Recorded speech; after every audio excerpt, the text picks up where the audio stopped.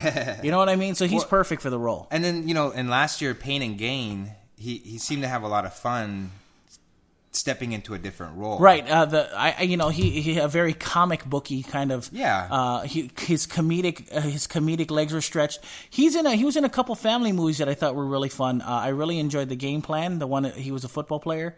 And then got the daughter dropped off. I thought that was a lot of fun, and I thought that the comedy legs were stretched a bit, and I thought he did a very cool job in that one. I really think that he'll embrace it. My question is that if these rumors are true, of course, but I should say that these rumors have been confirmed. My question is this: Will Captain Marvel or Black Adam show up in the Batman v Superman movie? Will Black Adam be the villain? They can't put any more people in there. All right, I'm just throwing it out there because they've thrown everything in the kitchen sink. Well, here's another question that was brought up very outside. Okay. So Black Adam and Shazam have pretty much the same powers. Powers, right? Right.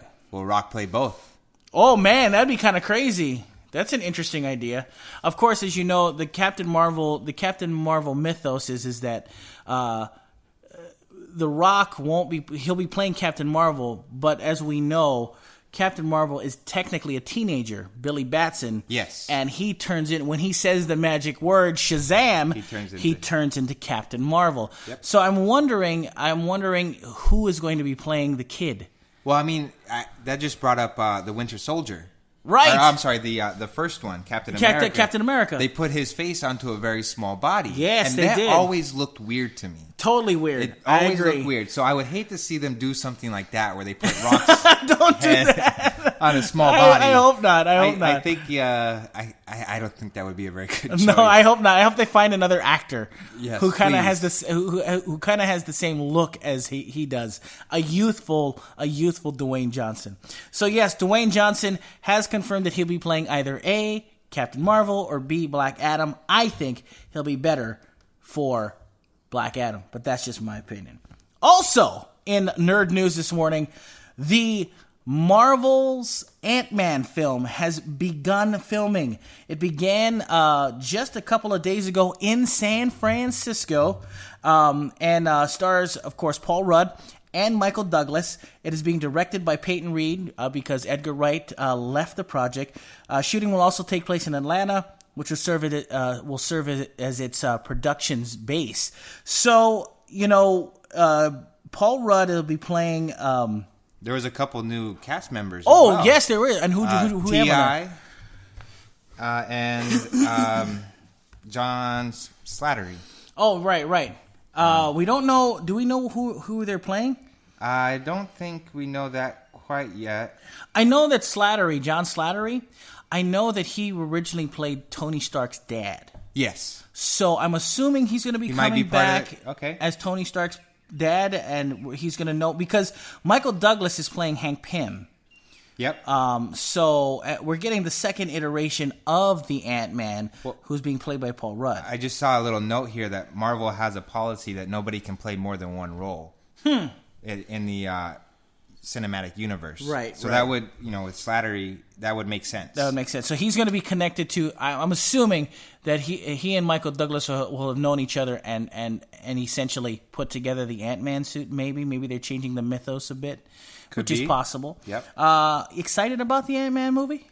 I mean, I didn't really follow Ant-Man. I didn't get into him. I know him from the Avengers. I knew him a bit, and I knew him a bit.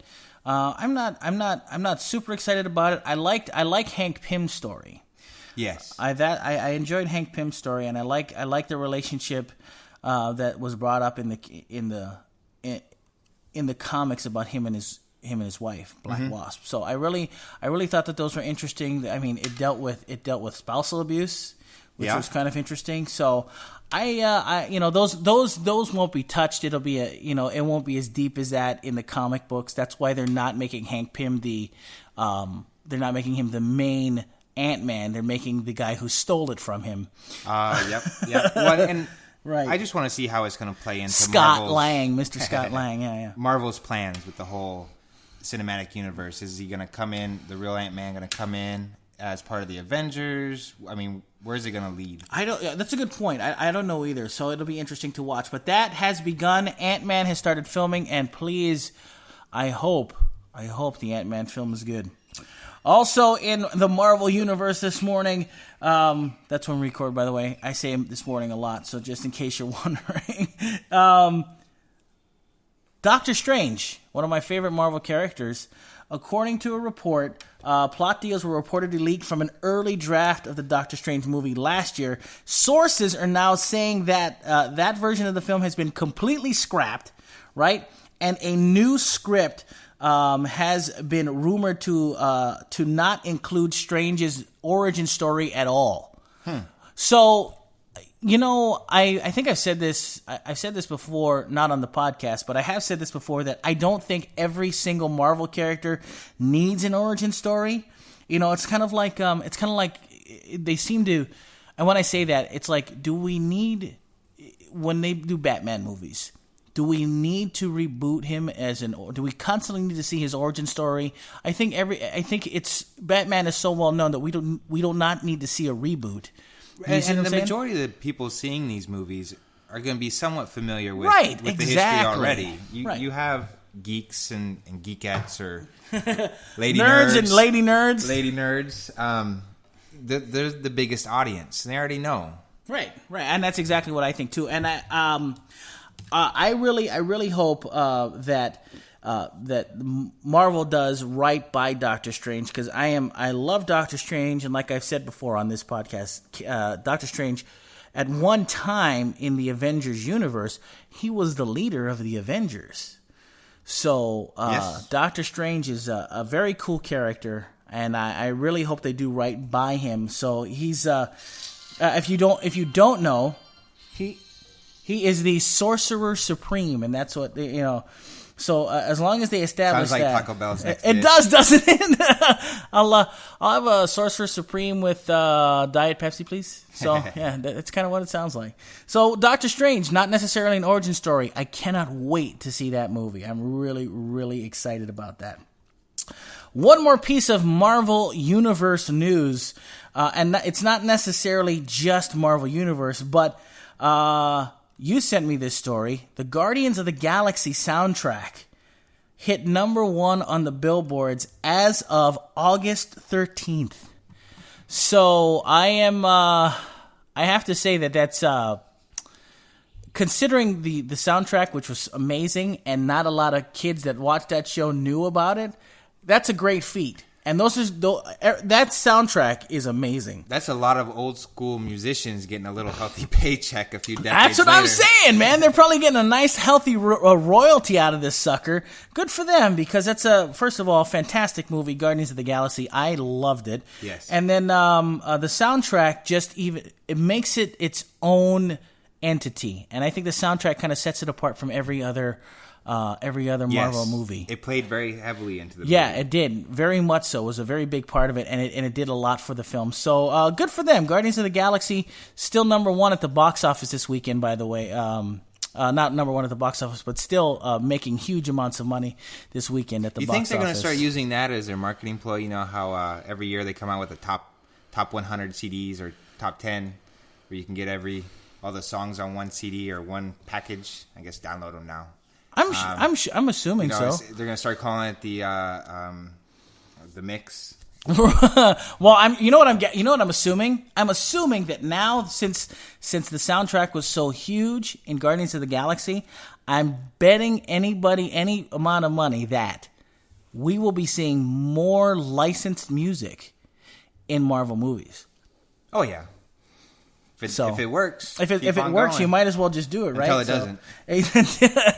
Until it doesn't. So, yeah, I'm very interested to see how long it stays on number 1 on the charts. But there's a lot of great songs in there, from Elvin Bishop to the Jackson 5 to Tammy Terrell and Marvin Gaye, and it just if you have not seen the movie, if you haven't heard the soundtrack, pick it up, watch the film. It is phenomenally good. Really, really had a good time with that. I liked it better than even Professor Barry. So, anywho, moving on to more nerd news that has nothing to do with the Marvel or DC universe. This next story is something we joked about last week. We actually said about having it as a crossover. Yeah, we ended up joking about this last week, and when we kidded about it last week, I think they're listening to us. They must be listening to the show, because it is now official according to Variety magazine. Bad Boys 3 is coming. During a visit to Conan O'Brien, on Wednesday night, Martin Lawrence confirmed that a sequel in the action franchise is currently in development. Host Conan O'Brien asked Lawrence whether there was a possibility for Bad Boys 3 anytime soon, in which Lawrence replied, and I quote, "I believe so, yes. I just talked to Jerry Bruckheimer yesterday, and he said it's real. They're working on the script, and they're getting close, and it's all looking really good." So, Variety first reported that Bruckheimer was helping develop a script for Bad Boys 3 last September. Lawrence didn't, of course, outright confirm whether co-star Will Smith would reprise his role should the film move forward, but did hint that the actor was attached after O'Brien angled for a cameo in the pic. So, I think I don't think Bad Boys even gets off the ground without Will Smith in it. You have to have both. Yeah, that's what it was, and I love both of the other movies. There would be no way to replace them. It was the chemistry between the two of them makes the movie. You know what's interesting is that I really enjoyed the second flick. I love the first flick. I love the second flick. The second flick's freeway scene sequence. Oh, that was epic. That was epic. It's a precursor. How do you wreck a boat? Yeah, I know. It's a precursor to what Michael Bay did in Transformers: Dark of the Moon, Transformers 3. That freeway scene with the robots. It's kind of a precursor. He likes freeways, and he likes that kind of fast-paced action. So, I think in my mind, even though we joked about it, I could go round 3 with Bad Boys. Don't you think? Yeah. It's been I'll watch it. What has it been? When was the last one that came out? Do you know off the top of your head? I got it somewhere around here. I could probably look, but, isn't it? I think it was like 98, wasn't it? Maybe 2000. 2003. 2003. 2003. Wow, I thought it was further back than that. Bad Boys 3, something you guys want to see? Let us know. And 95 was the first one. 95 was the first one. If anyone was wondering. So 8 years in between. 8 years in between. So, yeah, Bad Boys 3, it's a good idea to wait on those ones. Those ones do fairly well at the box office, and it's nice to see them together. I wonder, though. As long as he leave his son out, Will Smith's son. Yeah, keep him on the sidelines. Yeah, please.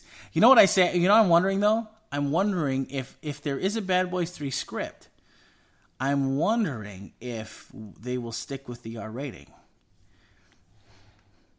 Interesting question. Yeah, I wonder. I think they won't. I think they'll go the PG-13 route. You think? I think they will too. That's exactly what I'm thinking. I'm thinking that PG-13 for the Bad Boys 3 this time around may get them a bigger box office. When you think about it, though, if you're into following how ratings have been going, is a PG-13 today is like an R-rated movie back in 95. Good point. Remember when Jackie Chan first came out? No matter what he did, he always got an R-rated movie. Right. Our first exposure in the United States on a massive scale was Rumble in the Bronx. Yep. R-rated movie. But if it was if it was an American movie, it probably could have gotten squeaked by with a PG-13. That is true. He took so long before he could get that rating, and he had nothing in it that would even warrant an R-rated movie for most of them. So, and then he did the movie that got released here from Dimension called Super Cop, which was Police Story 3 in China.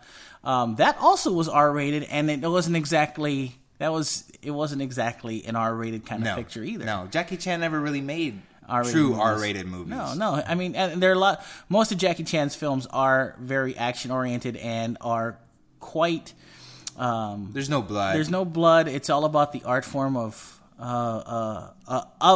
his martial art. Yep. So I think you're right. If they go with the PG-13 route, you could still have the exact same story. You could, and I think you're right. And I think Bad Boys 3 could even do better without all of the because all the R rating was for was not really so much the violence in Bad Boys 3. It was the language, don't you think? It was the language, and it may have been, especially with the first one, it may have been just what they were dealing with. You know, the drug use and Yeah, that's true. Very good point. Very good point. So so- maybe they'll have to tone that back down a bit for sure.